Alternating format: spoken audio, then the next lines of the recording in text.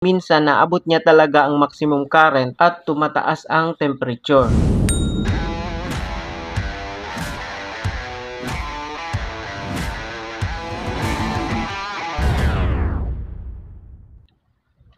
Hello mga ka-toolbox! Welcome back to our channel kung saan pinag-uusapan natin dito sa channel na ito ang mga bagay na nagbibigay kaalaman tungkol sa electrical, lalo na sa industriya ng solar. So, isa sa madalas kong natatanggap na tanong mula sa mga ka-toolbox natin ay kung pwede bang kunikan ng 600 watt solar panel ang SRNE ML2440 charge controller na may limit lamang na 550 watts solar panel para sa mababang system voltage, at kung pwede din ba ang 1,200 watt solar panel i-connect dito kahit may limit lamang ito na 1,100 watts sa mas mataas na battery system. So, itong 550 watts at 1,100 watts ay base sa kanyang datasheet.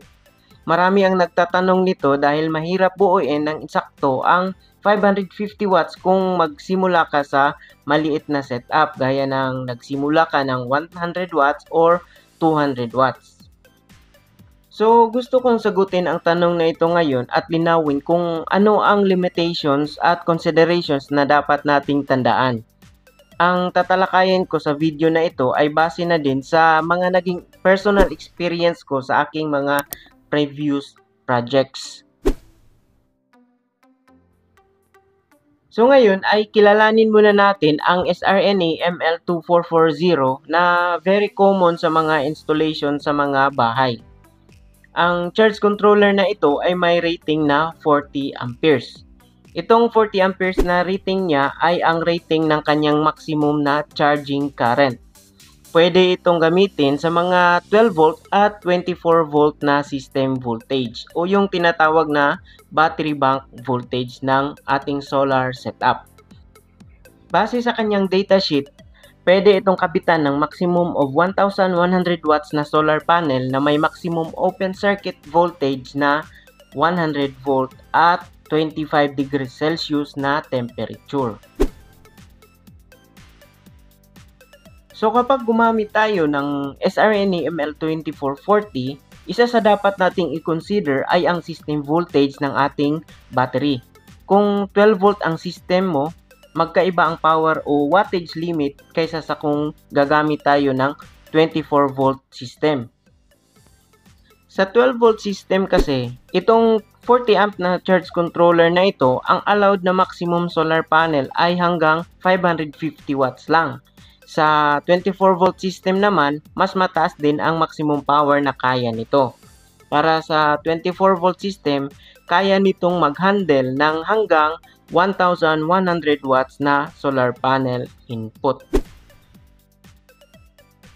Dahil sa 1,100 watts lang ang rated capacity nito, kapag sinagad natin sa 1,200 watts ang ML2440, merong posibilidad na ma-overload ang controller na ito, na pwedeng magresulta sa overheating o kaya masira ang controller.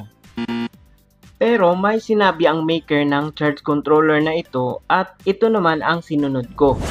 Dahil inilagay mismo ng manufacturer na pwedeng mag-oversize ng solar panel.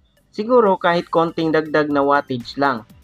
Nakalagay kasi sa manual ng mismong charge controller na ito ang mga sumusunod. Kung lalagpas ka daw o lalagpas daw ang power harvest ng solar panel mo, ay automatic na ililimit niya yung pumapasok na power mula sa solar panel. At kung masyadong tumaas naman ang pumapasok na voltage mula sa solar panel papuntang charge controller, ay automatic na pinapatay nito ang pumapasok na voltahe. At kung sakaling sumubra naman ang temperature ng charge controller, ay automatic na ito na hihintong mag-charge. So ngayon naman mga ka-toolbox, sa mga naging personal experience ko naman dito sa charge controller na ito, may na-set up na akong nasa 4 na project na sinagad ko sa maximum limit ang kinabit na solar panel sa ML2440. Dalawa dito ay 600 watts each project at dalawa naman sa mga projects dito ay 1,200 watts each project. Ang isang 600 watts na project ay na-install ko last December 2020 at yun naman isa ay last February 2023. Wala namang na-observe na may abnormality o aberya sa dalawang system na yon mula nung na-install ko hanggang ngayon. So today is November 16, 2024. So nasa 4 years na din. Doon lang sa isa sa dalawang naka 1,200 watts ay meron akong na-observe nung first day after na install. Yung isang 1,200 watt setup kasi na na-install ko last November 2021 ay minsan naabot niya talaga ang maximum current na 40 amperes at tumataas ang temperature. Pero sa gaya nung nabanggit ko kanina, kapag tumataas ang temperature niya at tumataas din ang harvest niya, ay nililimit niya agad ang charging current.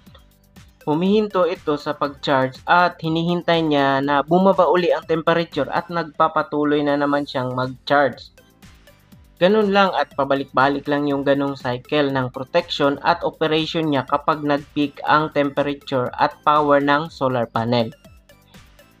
Yung unang 1,200 watts na na-set up ko last November 2021 ay all goods pa naman hanggang ngayon at fully functional pa rin ang solar charge controller nun.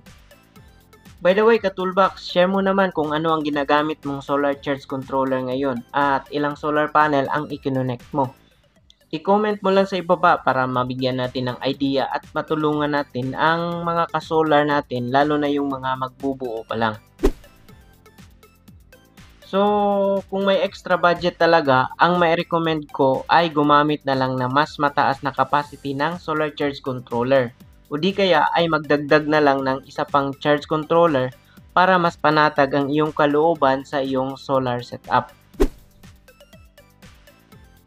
So, finally, para sa mga nagtatanong kung pwede bang taasan sa 600 watts at 1,200 watts ang solar na i-connect sa SRNE ML2440, ang sagot ay technically pwede siya base sa experience ko.